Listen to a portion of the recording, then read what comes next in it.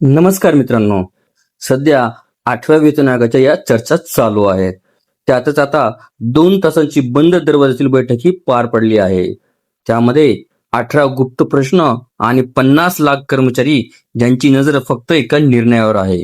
मित्रांनो, 8व्या वेतन आयोगाच्या JCM बैठकीमध्ये नेमकं काय घडलं, सरकारला दिल्या जाणाऱ्या निवेदनात काय आहे आणि 2026 पासून पगारात मोठा स्फोट होणार आहे का, बघूया आपण या व्हिडिओच्या माध्यमातून.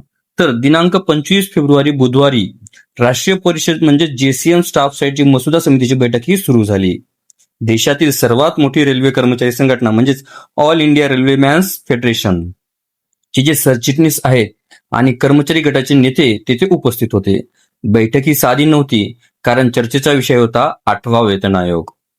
बैठकीत नेमकं कोणत्या मुद्द्यावर व्हिडिओला सविस्तर बघण्यासाठी कृपया डिस्क्रिप्शन बॉक्समध्ये दिलेल्या लिंकवर क्लिक करा आणि संपूर्ण व्हिडिओ पाहावा.